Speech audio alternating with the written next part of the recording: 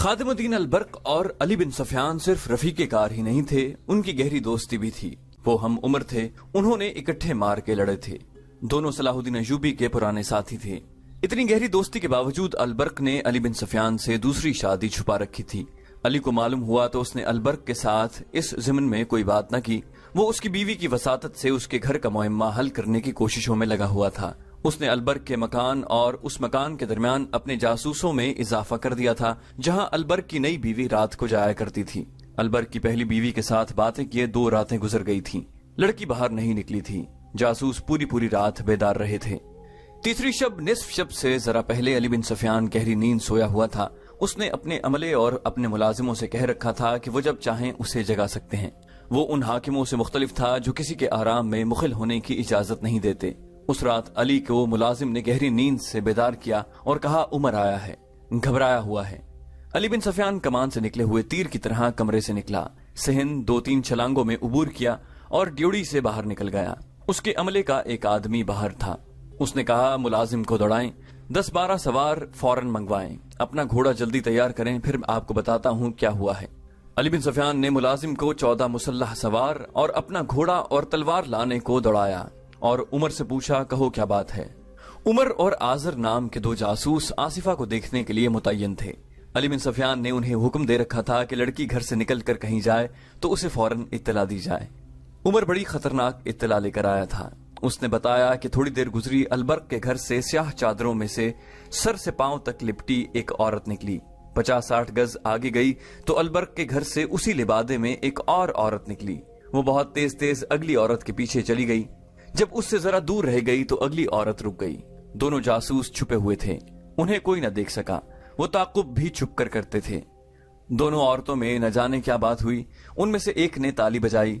कहीं करीब से एक आदमी निकला। उसने बाद में आने वाली औरत को पकड़ना चाहा।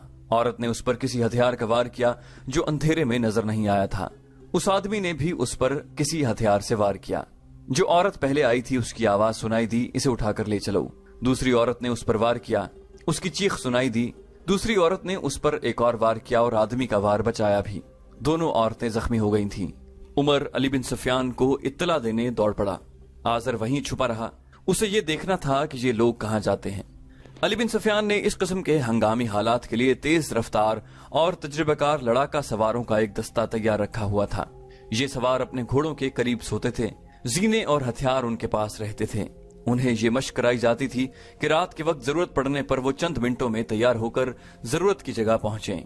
वो इस कदर तेज हो गए थे कि अली बिन सफियान के मुलाजिम ने दस्ते के कमांदार को इत्तला दी कि 14 सवार भेज दो, तो वो अली बिन सफियान के कपड़े बदलने और उसका घोड़ा तैयार होने तक पहुंच गए। अली बिन सफियान की क़यादत और उमर की रहनुमाई में वो वारदात की जगह पहुंचे। 2 सवारों के हाथों में डंडों के साथ तेल में भीगे हुए कपड़ों की मशलें थीं। वहां 2 लाशें पड़ी थीं। अली बिन सफियान ने घोड़े से उतर कर देखा। एक अलबर्क की बीवी थी, दूसरा आजर था, उमर का साथी। दोनों जिंदा थे और खून में डूबे हुए थे। आजर ने बताया कि वो अलबर्क की बीवी को फेंक कर चले गए तो वो उसके पास आ गया। अचानक पीछे से किसी ने उस पर खंजर के 3 वार किए। वो संभल न सका, हमला आवर भाग गया है। आजर ने बताया कि दूसरी औरत अलबर्क के घर की तरफ नहीं गई बल्कि उधर गई है जहां वो पहले जाया करती थी। उमर को उस घर का इल्म था। अली बिन सफियान ने 2 सवारों से कहा कि वो दोनों जख्मियों को फौरन जर्राह के पास ले जाएं और उनका खून रोकने की कोशिश करें। बाकी सवारों को वो उमर की रहनुमाई में उस मकान की तरफ ले गया जहां आसिफा पहले कई बार जाते देखी गई थी। वो पुराने जमाने का बड़ा मकान था। इससे मुल्हिक कई और मकान थे। पिछवाड़े से घोड़े के हिनहिनाने की आवाज आई। अली ने अपने सवारों को मकान के दोनों तरफ से पीछे भेजा। 2 सवारों को मकान के सामने खड़ा कर दिया और कहा कि कोई भी अंदर से निकले उसे पकड़ लो। भागने की कोशिश करे तो पीछे से तीर मारो और खत्म कर दो। सवार अभी चक्कर काट कर पिछवाड़े की तरफ जा ही रहे थे कि दौड़ते घोड़ों की टापें सुनाई दी।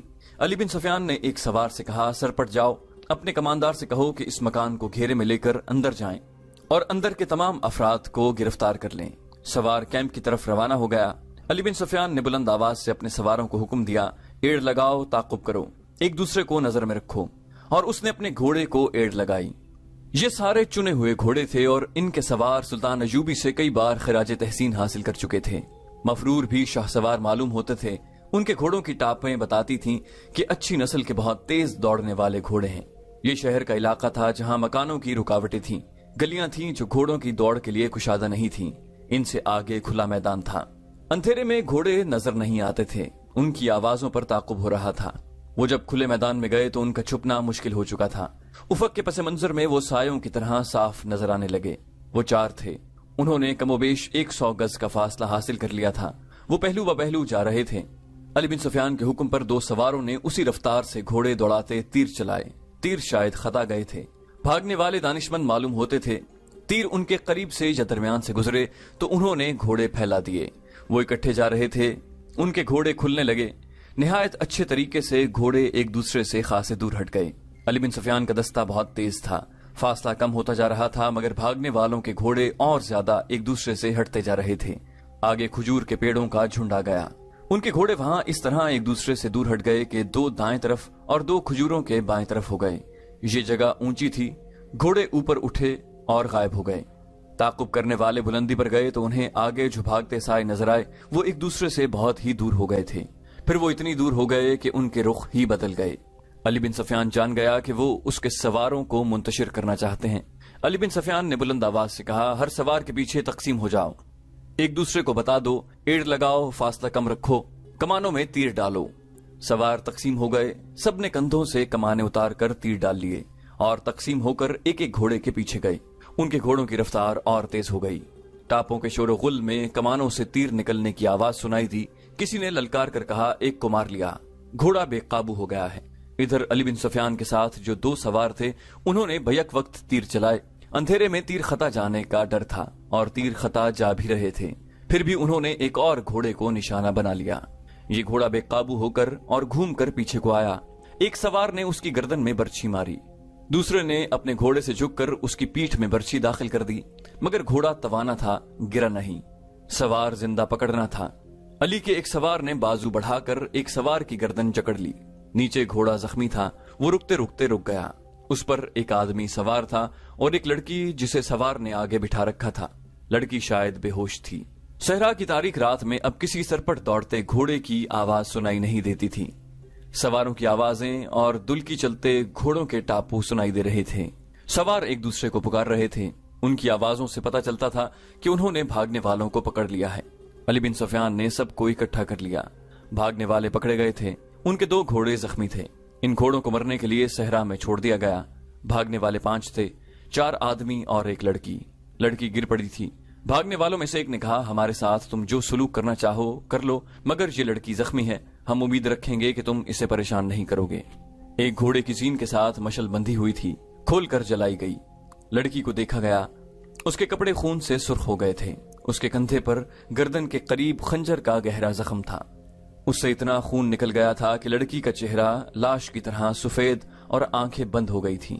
अली बिन सुफियान ने जख्म में एक कपड़ा ठूंसकर ऊपर एक और कपड़ा बांध दिया और उसे एक घोड़े पर डालकर सवार से कहा कि जल्दी जर्राह तक पहुंचे।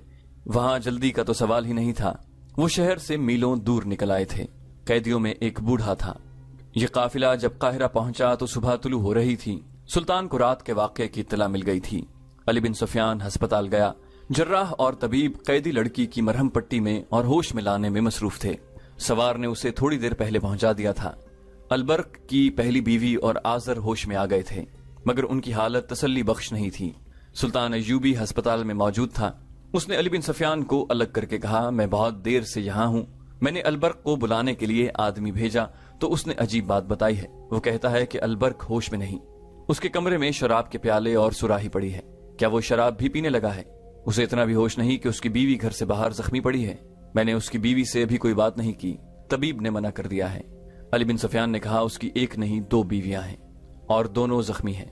ये लड़की जिसे हमने सहरा में जाकर पकड़ा है अलबर्क की दूसरी बीवी है। जरा जख्मियों को बोलने के काबिल होने दो। हमने बहुत बड़ा शिकार मारा है। अलबर्क सूरज निकलने के बाद जागा। मुलाजिम के बताने पर वो दौड़ता आया। उसकी दोनों बीवियां जख्मी पड़ी थीं। उसे 4 जासूस दिखाए गए। वो बूढ़े को देखकर बहुत हैरान हुआ। उसे वो आसिफा का बूढ़ा खामद समझता रहा था। सुल्तान अय्यूबी ने यह वारदात अपनी तहवील में ले ली, क्योंकि ये जासूसों के पूरे गिरोह की वारदात थी और इसमें उसका मुअत्तमिद मुलव्विस था, जिसे फौज के तमाम राज और आइंदा मंसूबे मालूम थे। जो ही जख्मी बयान देने के काबिल हुए, उनसे बयान लिए गए।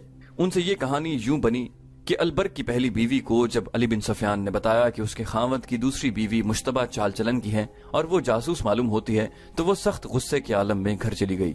وہ اپنے خاوند اور آصفہ کو قتل کر دینا چاہتی تھی، لیکن علی بن سفیان نے اسے کہا تھا کہ جاسوسوں کو زندہ پکڑا جاتا ہے تاکہ ان کے چھپے ہوئے ساتھیوں کا سراغ لیا جا سکے۔ اس نے اپنے آپ پر قابو پایا اور آصفہ پر گہری نظر رکھنے لگی۔ اس نے رات کا سونا بھی ترک کر دیا۔ موقع دیکھ کر اس نے ان کے سونے والے کمرے کے اس دروازے میں چھوٹا سا سوراخ کر لیا جو دوسرے کمرے میں کھلتا تھا۔ رات کو اس سوراخ میں سے وہ انہیں دیکھتی رہتی۔ 2 راتیں تو اس نے یہی دیکھا کہ لڑکی البرق کو شراب پلاتی اور اریانی کا پورا مظاہرہ کرتی تھی۔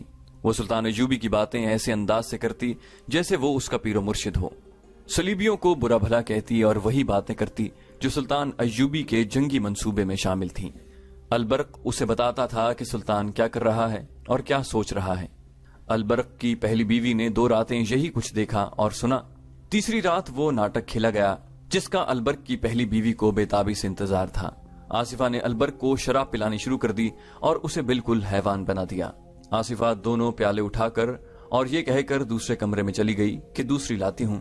وہ واپس آئی تو پیالوں میں شراب تھی۔ اس نے ایک پیالہ البرق کو دے دیا، دوسرا خود منہ سے لگا لیا۔ اس کے بعد اس نے بے حد ننگی حرکتیں کی اور البرق بے سدھ لیٹ گیا۔ آصفہ نے کپڑے پہنے اور البرق کو آہستہ سے بلایا۔ وہ نہ بولا، پھر اسے ہلایا، ہاتھ سے اس کے پپوٹے اوپر کیے مگر اس کی آنکھیں نہ کھلیں۔ اس نے پیالے دوسرے کمرے میں لے جا کر شراب میں بے ہوش کرنے والی کوئی چیز البرق کے پیالے میں ملا دی تھی۔ آصفہ نے کپڑے پہنے، اوپر سیاہ چادر اس طرح لی کہ سر سے پاؤں تک چھپ گئی۔ آدھی رات ہونے کو تھی۔ اس نے قندیل بجھائی اور باہر نکل گئی۔ پہلی بیوی آگ بگولا ہو گئی۔ اس نے خنجر اٹھایا، اوپر لبادہ اوڑھا اور کمرے سے نکل گئی۔ وہ کمرے سے نکلنے لگی تو دیکھا کہ آصفہ ایک ملازمہ کے ساتھ کھسر پھسر کر رہی تھی۔ اس سے پتہ چلا کہ ملازمہ کو اس نے ساتھ ملا رکھا تھا۔ آصفہ باہر نکل گئی، ملازمہ اپنے کمرے میں چلی گئی۔ پہلی بیوی بڑے دروازے سے باہر نکل گئی۔ وہ تیز تیز چلتی آصفہ کے تعاقب میں گئی۔ وہ اس کے قدموں کی آہٹ پر جا رہی تھی۔ وہ صرف یہ دیکھنا چاہتی تھی کہ وہ کہاں جا رہی ہے۔ آصفہ کو شاید اس کے قدموں کی آہٹ سنائی دی تھی۔ وہ رک گئی۔ پہلی بیوی اندھیرے میں اچھی طرح نہ دیکھ سکی۔ وہ آصفہ کے قریب چلی گئی اور رک گئی۔ اچانک آمنے سامنے آ جانے سے پہلی بیوی فیصلہ نہ کر سکی کہ کیا کرے۔ اس کے منہ سے نکل گیا، کہاں جا رہی ہو آصفہ؟ پہلی بیوی کو معلوم نہ تھا کہ لڑکی کی حفاظت کے لیے ایک آدمی چھپ چھپ کر اس کے ساتھ جاتا ہے جو کسی کو نظر نہیں آتا۔ آصفہ نے اپنے ہاتھ پر ہاتھ مارا اور البرق کی پہلی بیوی سے ہنس کر کہا، آپ میرے پیچھے آئی ہیں یا کہیں جا رہی ہیں؟ اتنے میں پیچھے سے کسی نے پہلی بیوی کو بازوؤں میں جکڑ لیا، مگر اس عورت نے گرفت مضبوط ہونے سے پہلے ہی جسم کو زور سے جھٹکا دیا اور آزاد ہو گئی۔ اس نے تیزی سے خنجر نکالا۔ اس کے سامنے ایک آدمی تھا۔ عورت نے اس پر وار کیا جو وہ بچا گیا۔ آدمی نے ایسا وار کیا کہ خنجر عورت کے پہلو میں اتر گیا۔ اس آدمی نے دیکھ لیا تھا کہ عورت کے پاس خنجر ہے۔ وہ فوراً پیچھے ہٹ گیا۔ پہلی بیوی نے آصفہ پر حملہ کیا اور خنجر اس کی گردن اور کندھے کے درمیان اتار دیا۔ لڑکی نے زور سے چیخ ماری۔ آدمی نے پہلی بیوی پر وار کیا جو یہ عورت پھرتی سے بچا گئی۔ اس نے وار کیا تو اس آدمی نے اس کا بازو اپنے بازو سے روک لیا۔ آصفہ گر پڑی تھی۔ البرق کی پہلی بیوی کو بھی گہرا زخم آیا تھا جو پہلو سے پیٹ تک چلا گیا تھا۔ وہ ڈگمگانے لگی۔ وہ آدمی آصفہ کو اٹھا کر کہیں چلا گیا۔ علی بن سفیان کے 2 جاسوس عمر اور آزر چھپ کر دیکھ رہے تھے۔ انہیں معلوم نہیں تھا کہ دوسری عورت کون ہے۔ عمر اس آدمی کے پیچھے چھپ چھپ کر گیا جو آصفہ کو اٹھا لے گیا تھا۔ وہ اسی مکان میں لے گیا جہاں وہ جایا کرتی تھی۔ وہاں سے عمر علی بن سفیان کو اطلاع دینے چلا گیا۔ آزر نے بتایا کہ وہ وہیں چھپا رہا۔ زخمی عورت وہیں پڑی تھی، وہاں اور کوئی نہیں تھا۔ آزر اس عورت کے پاس جا کر بیٹھ گیا۔ پیچھے سے کسی نے اس پر خنجر سے 3 وار کیے اور حملہ آور بھاگ گیا۔ آزر وہیں بے ہوش ہو گیا۔ شام تک البرق کی پہلی بیوی اور آزر کی حالت بگڑ گئی۔ جراحوں اور طبیبوں نے بہت کوشش کی مگر وہ زندہ نہ رہ سکے۔ البرق کی بیوی نے علی بن سفیان سے کہا تھا کہ وہ اپنے خامد کو قربان کر سکتی ہے، قوم اور ملک کی عزت کو قربان ہوتا نہیں دیکھ سکتی۔ اس نے قوم کے نام پر جان دے دی۔ سلطان ایوبی کے حکم سے خادم الدین البرق کو قید خانے میں ڈال دیا گیا۔ اس نے یقین دلانے کی ہر ممکن کوشش کی کہ اس نے یہ جرم دانستہ نہیں کیا۔ وہ ان لوگوں کے ہاتھوں میں بے وقوف بن گیا تھا، مگر یہ ثابت ہو چکا تھا کہ اس نے حکومت اور فوج کے راز شراب اور حسین لڑکی کے نشے میں دشمن کے جاسوسوں تک پہنچائے ہیں۔ سلطان ایوبی قتل کا جرم معاف کر سکتا تھا، شراب خوری اور عیاشی اور دشمن کو راز دینے کے جرائم نہیں بخشتا تھا۔ آصفہ سے اس روز کوئی بیان نہ لیا گیا۔ اس پر زخم کا اتنا اثر نہیں تھا جتنا خوف کا تھا۔ وہ جاسوس لڑکی تھی، سپاہی نہیں تھی۔ اسے شہزادی کے روپ میں شہزادوں سے بھید لینے کی ٹریننگ دی گئی تھی۔ اس نے سوچا بھی نہ تھا کہ اس کا یہ حشر بھی ہو سکتا ہے۔ اس پر زیادہ خوف اس کا طاری تھا کہ وہ مسلمانوں کی قیدی ہے اور مسلمان اسے بہت خراب کریں گے۔ ایک خطرہ یہ بھی اسے نظر آیا تھا کہ مسلمان اس کے زخم کا علاج نہیں کریں گے۔ اس نے اس خطرے کا اظہار ہر اس آدمی سے کیا جو اس کے قریب تھا۔ وہ ڈرے ہوئے بچے کی طرح روتی تھی۔ علی بن سفیان نے اسے بہت تسلی دی کہ اس کے ساتھ وہی سلوک کیا جائے گا جو کسی مسلمان زخمی عورت کے ساتھ کیا جاتا ہے، مگر وہ سلطان ایوبی سے ملنا چاہتی تھی۔ آخر سلطان کو بتایا گیا۔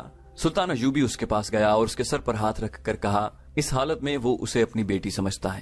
آصفہ نے روتے ہوئے کہا، میں نے سنا تھا کہ سلطان ایوبی تلوار کا نہیں دل کا بادشاہ ہے، اتنا بڑا بادشاہ جسے شکست دینے کے لیے عیسائیوں کے سارے بادشاہ اکٹھے ہو گئے ہیں۔ ایک مجبور لڑکی کو دھوکہ دیتے اچھا نہیں لگتا۔ ان لوگوں سے کہو کہ مجھے فوراً زہر دے دیں، میں اس حالت میں کوئی اذیت برداشت نہیں کر سکوں گی۔ سلطان ایوبی نے کہا، کہو تو میں ہر وقت تمہارے پاس موجود رہوں گا، میں تمہیں دھوکہ بھی نہیں دوں گا، اذیت بھی نہیں دوں گا، مگر وعدہ کرو کہ تم بھی مجھے دھوکہ نہیں دو گی۔ تم ذرا اور بہتر ہو لو، طبیب نے کہا ہے کہ تم ٹھیک ہو جاؤ گی۔ اگر تمہیں اذیت دینی ہوتی تو میں اسی حالت میں قید خانے میں ڈال دیتا، تمہارے زخم پر نمک ڈالا جاتا، تم چیخ چیخ اور چلا چلا کر اپنے جرم اور اپنے ساتھیوں سے پردے اٹھاتی، مگر ہم کسی عورت کے ساتھ ایسا سلوک نہیں کرتے۔ البرق کی بیوی مر گئی ہے، لیکن تمہیں زندہ رکھنے کی پوری کوشش کی جا رہی ہے۔ میں ٹھیک ہو جاؤں گی تو میرے ساتھ کیا سلوک کرو گے؟ اس نے پوچھا۔ یہاں تمہیں کوئی مرد اس نظر سے نہیں دیکھے گا کہ تم ایک نوجوان اور خوبصورت لڑکی ہو۔ سلطان ایوبی نے کہا، تم یہ خدشہ دل سے نکال دو، تمہارے ساتھ جو سلوک ہوگا وہ اسلامی قانون میں لکھا ہے۔ اس مکان کی تلاشی لی گئی جہاں آصفہ جایا کرتی تھی۔ وہ کسی کا گھر نہیں تھا، جاسوسوں کا اڈا تھا۔ اندر استبل بنا ہوا تھا۔ اندر سے 5 آدمی برآمد ہوئے تھے۔ انہیں گرفتار کر لیا گیا۔ ان 5 نے اور ان 4 نے جنہیں تعقب کر کے پکڑا گیا تھا، جرم کا اعتراف کرنے سے انکار کر دیا۔ آخر انہیں اس تہہ خانے میں لے گئے جہاں پتھر بھی بول پڑتے ہیں۔ بوڑھے نے تسلیم کر لیا کہ اس نے لڑکی کو دانے کے طور پر پھینک کر البرق کو پھانسا تھا۔ اس نے سارا قصہ سنا دیا۔ دوسروں نے بھی بہت سے پردے اٹھائے اور اس مکان کے راز فاش کیے جسے شہر کے لوگ احترام کی نگاہوں سے دیکھتے تھے۔ اس مکان میں بہت سی لڑکیاں رکھی گئی تھیں جو 2 مقاصد کے لیے استعمال ہوتی تھیں، ایک جاسوسی کے لیے اور دوسری حاکموں اور اونچے گھرانے کے مسلمان حکمرانوں کے اخلاق تباہ کرنے کے لیے۔ وہ مکان جاسوسوں اور تخریب کاروں کا تھا۔ ان جاسوسوں نے یہ بھی بتایا کہ سلطان ایوبی کی فوج میں انہوں نے اپنے آدمی بھرتی کروا دیے ہیں، جنہوں نے سپاہیوں میں جوئے بازی کی عادت عام کروا دی ہے۔ وہ ہاری ہوئی بازی جیتنے کے لیے ایک دوسرے کے پیسے چراتے ہیں۔ شہر میں انہوں نے 500 سے کچھ زیادہ فاحشہ عورتیں پھیلا دی ہیں جو نوجوانوں کو پھانس کر انہیں عیاشی کی راہ پر ڈال رہی ہیں۔ خفیہ قمار خانے بھی کھول دیے گئے ہیں۔ ان لوگوں نے یہ بھی بتایا کہ سوڈانیوں کو سلطان کے خلاف بھڑکایا جا رہا ہے، جنہیں فوج سے نکال دیا گیا تھا۔ سب سے اہم انکشاف یہ تھا کہ انہوں نے 6 ایسے مسلمان افسروں کے نام بتائے جو سلطان ایوبی کی حکومت میں اہم حیثیت رکھتے تھے مگر سلطان کے خلاف کام کر رہے تھے۔ آصفہ عیسائی لڑکی تھی، اس کا نام فلیمنگو تھا۔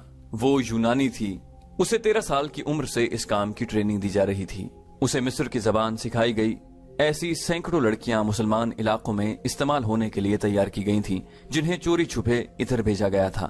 اس لڑکی نے بھی کچھ نہ چھپایا۔ 15 روز بعد اس کا زخم ٹھیک ہو گیا۔ اسے جب بتایا گیا کہ اسے سزائے موت دی جا رہی ہے تو اس نے کہا کہ خوشی سے یہ سزا قبول کرتی ہوں، میں نے صلیب کا مشن پورا کر دیا ہے۔ اسے جلاد کے حوالے کر دیا گیا۔ دوسروں کی ابھی ضرورت تھی۔ ان کی نشاندہی پر چند اور لوگ پکڑے گئے جن میں چند ایک مسلمان بھی تھے۔ ان سب کو سزائے موت دی گئی۔ البرق کو 100 بیض کی سزا دی گئی جو وہ برداشت نہ کر سکا اور مر گیا۔ اس کے بچوں کو سلطان ایوبی نے سرکاری تحویل میں لے لیا تھا۔